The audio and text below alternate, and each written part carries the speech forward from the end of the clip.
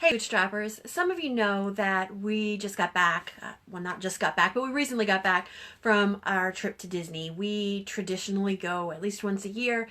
The last several years in a row we've gone in December. We love it at Christmas time. And I learned or had some lessons really driven home while I was at Disney. And so the one that I want to talk to you about today is checking your expectations. Now, how did a trip to Disney have anything to do with me checking my expectations?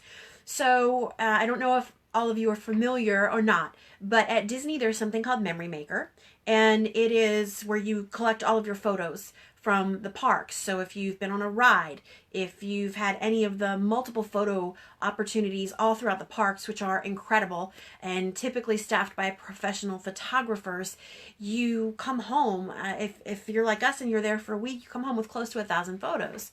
And so we're pass holders, and Memory Maker is included in the pass holder benefits. And so as I was looking at a lot of the photos while we were there, I was disproportionately displeased with a number of mine, and it had nothing to do with the quality of the photo taken at Disney. They're fantastic, and always multiple shots so that you're sure to get good pictures. Now, there were plenty that I was happy with, but a very disproportionate amount to the number that I'm normally happy with.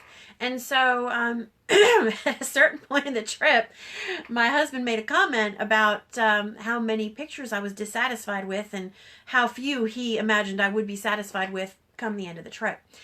And I really had to check myself on that and wonder if I wasn't detracting from the experience with my displeasure, and really get to the root of my displeasure with these photos. And so here's the bottom line. At the end of the day, the reason I was not happy with the pictures is because when we went to Disney in 2017, I was a good 20 some odd pounds lighter than I am right now.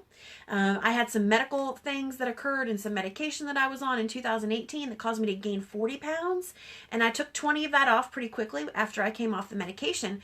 But I've still got this other stubborn, it's not really a stubborn 20. It's a stubborn me who hasn't done the right things to take the other 20 off. I actually know how to do it. I just need to do it. And so anyway, the bottom line is that I kept looking at those pictures and wanting to see the me from 2017. I wanted to see the me that was 20 pounds thinner. I wanted to see the me that had a little bit less cheek fat and a little bit more definition. And the truth is, that's not who I am right now. That's not where my physical composition is right now. I'm not 20 pounds thinner.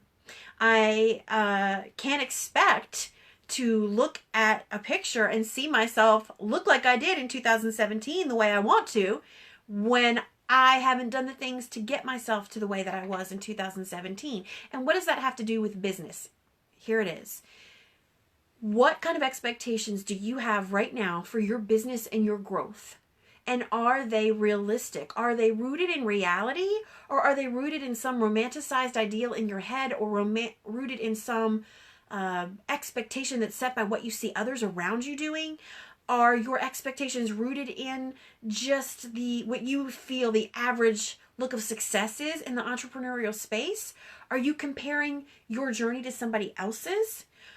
Are you being realistic?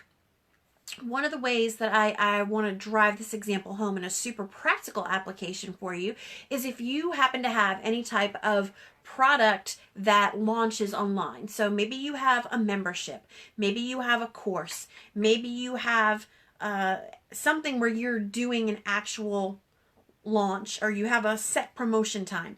And you're hoping, let's say you start out at the beginning, you're hoping, I'm starting this membership and I want to get 100 people in my membership. That's a hope.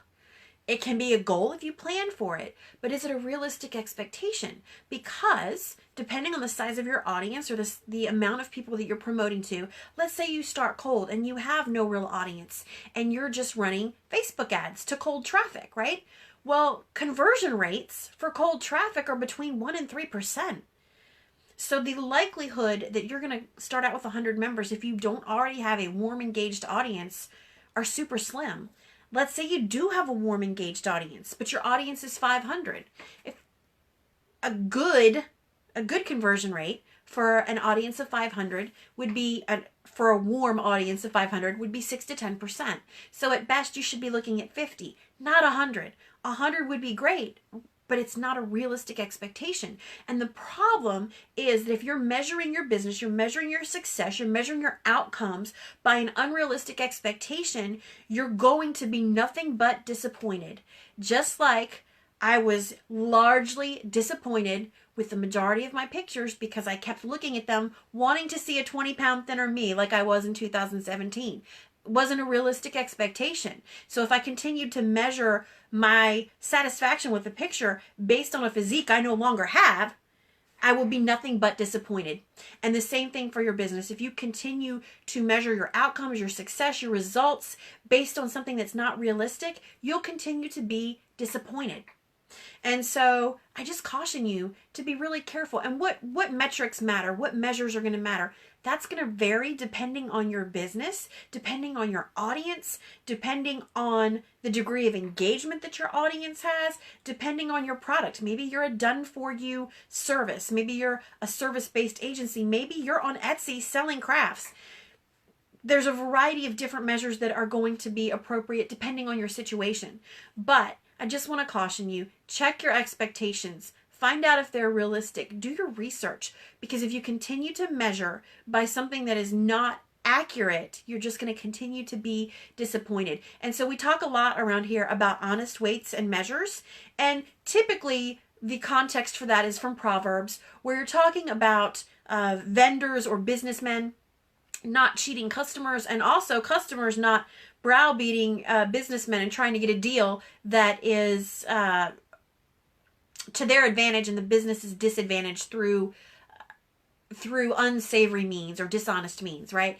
But when we're dealing with ourselves, we also have to have honest weights and measures, or we're not going to have an accurate perception of where we are, where we need to be, or how to get there. And so if you have any questions that are specific to your situation, because this is really kind of broad, drop them. I'll be happy to answer them. Guys, if you don't know, if you look up at the top of the page, there's a button that says join our group. We have a free group called Genuine Stewards where we constantly talk about different business things. There are a ton of people in there with their own specialties. We all help each other out. There are a ton of exclusive free trainings in the group, things on Pinterest, things on Instagram, things on growing your email list through contests and other means. Come check it out. Come see our resources. Join us in the conversation. We'd be happy to have you. Hope you guys are having a fantastic week.